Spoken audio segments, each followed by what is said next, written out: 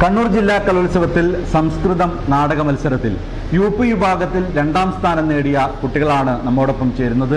അതുപോലെ തന്നെ നാടക മത്സരത്തിൽ ബെസ്റ്റ് ആക്ടറായി തിരഞ്ഞെടുത്ത കുട്ടിയും നമ്മോടൊപ്പമുണ്ട്. ഇവരെ നമുക്കൊന്ന് ആദ്യം പരിചയപ്പെടാം. നമസ്കാരം കേട്ടോ. ഒന്ന് പേര് പറഞ്ഞ് പരിചയപ്പെടുത്താമോ? അങ്ങോട്ട് നോക്കാം. ആത്മീയ. എൻ്റെ പേര് ധ്യാന. ഞാൻ നക്ഷത്ര അടിയേരി. ഞാൻ ആരാധ്യ ഗോവിന്ദൻ. ഞാൻ ആരാധ്യ നാരായൺ. എത്ര പേരാണ് നാടകത്തിലുണ്ടായിരുന്നത്? 10 പേരാണ് നാടകത്തിലുണ്ടായിരുന്നത്. ഇതിൽ ബെസ്റ്റ് ആക്ടർ കിട്ടിയെന്ന് പറഞ്ഞില്ലേ? മോളുടെ പേരെന്താ? എൻ്റെ പേര് നക്ഷത്ര അടിയേരി. മോളുടെ കഥാപാത്രം എന്തായിരുന്നു ഇതിൻ്റെ അകത്ത്? ബാലി, രാവണൻ, ജഡായു. ഇതിൽ ഈ നാടകം മുന്നോട്ട് വെക്കുന്നത് രാമായണവുമായി ബന്ധപ്പെട്ട ഒരു നാടകമാണ് അല്ലേ നിങ്ങൾ ചെയ്തത്?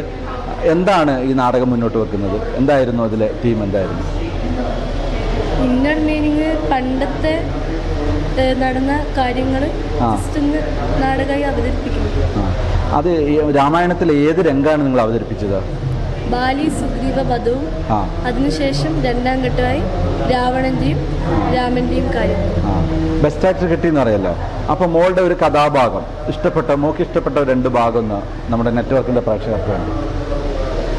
ഖദം ഖദം സുഗ്രീവൈരി താരേ വിമുംച മമ വസ്ത്രം അനിന്ദിതാംഗി പ്രസ്രത്രവത്രനയനെ കിമസി പ്രവത്ര സുഗ്രീവ മധ്യ സമരേ വിനിപാത്യമാനം തം പശ്യ ശോണിത പരിപ്ലുത സർവഗാത്രം.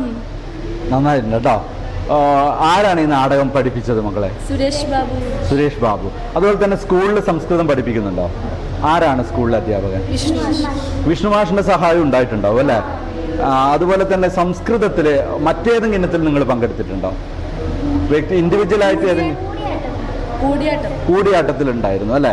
ഈ നാടകത്തിൽ നിങ്ങൾക്ക് ഇഷ്ടപ്പെട്ട മറ്റു ഡയലോഗുകൾ ഉണ്ടല്ലോ, അതുകൂടി ഒന്ന് പറയാവോ?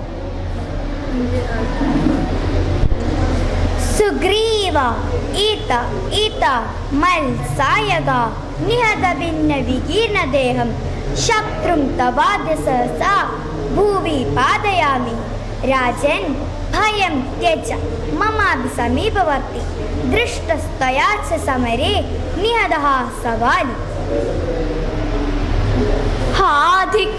അതിധീരാഖല്യസ്മി മന്ദഭാഗ ആര്യപുത്ര വിരഹിത രാക്ഷസരാജഭവനമാണിത അനിഷ്ടാനി അനർഹാനി യഥാ മനോരഥ പ്രവൃത്താനി വചനാനി ശ്രാവ്യമാണ ജീവാമി മന്ദഭാഗ അഥവാ ആര്യപുത്ര സഹായക പ്രത്യയേന കഥമവ്യാത്മാനം പര്യവസ്ഥാപയാമി.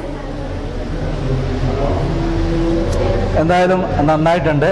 വളരെ നല്ല രീതിയിൽ അവതരിപ്പിക്കാൻ വേണ്ടിയിട്ട് സാധിച്ചിട്ടുണ്ട് അല്ലേ? എന്തായാലും ഈ സ്റ്റേജ് വന്ന് ഞങ്ങളോടൊപ്പം സംസാരിക്കാൻ കഴിഞ്ഞതിൽ വളരെയധികം സന്തോഷമുണ്ട്. പരിചയപ്പെട്ടതിൽ വളരെയധികം സന്തോഷമുണ്ട്. വീണ്ടും ഈ കലാരംഗത്ത് എന്നും തുടരാൻ വേണ്ടി നിങ്ങൾക്ക് സാധിക്കട്ടെ എന്ന് ആശംസിക്കുകയാണ്. നന്ദി, നമസ്കാരം.